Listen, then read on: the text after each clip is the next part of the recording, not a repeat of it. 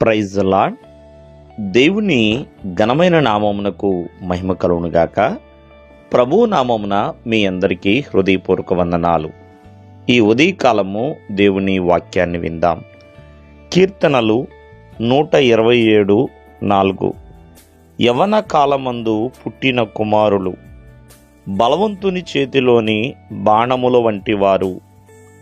ప్రియమైన వాళ్ళరా, మరి యవన కాలంలో పుట్టిన కుమారులు అంటే తల్లిదండ్రులు యవన కాలమందు పుట్టిన పిల్లలు బలవంతుని చేతిలో బాణాలు వంటి వారని ఒక అర్థం చెప్తూ ఉంటారు.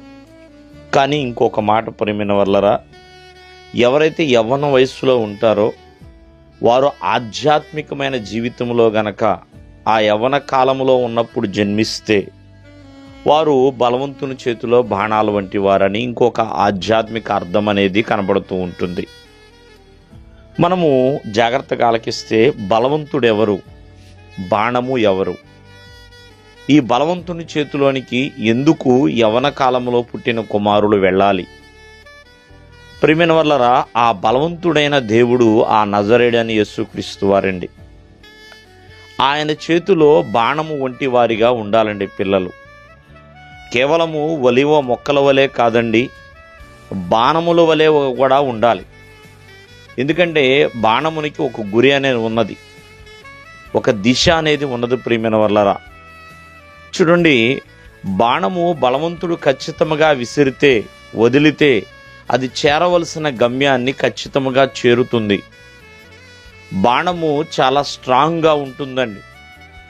కావున యవన కాలంలో ఉన్నప్పుడు అటువంటి బలవంతులుగా ఉండాలి, గురి కలిగిన వారిగా ఉండాలి. అంతేకాకుండా చేరుకోవలసిన గమ్యాన్ని చేరుకునేవారిగా ఉండాలి. ప్రియమైన వాళ్ళరా, ఎన్నో విజయాలు సాధించేవారిగా ఉండాలి. యుద్ధరంగంలో బాణానికి చాలా విలువ ఉందండి. శత్రువుని ఓడించి జయిస్తుంది.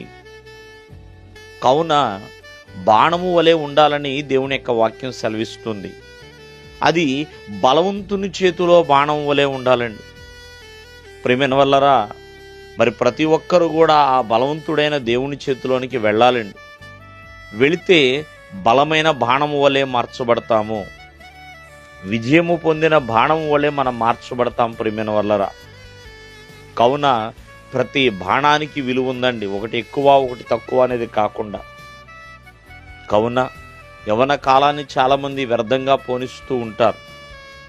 ప్రియమైన వాళ్ళ బలవంతుని చేతిలో ఉంటే బలమైన బాణముగా దేవుడు మారుస్తాడు, ఎన్నో విజయాలు పొందేలా దేవుడు చేస్తాడు.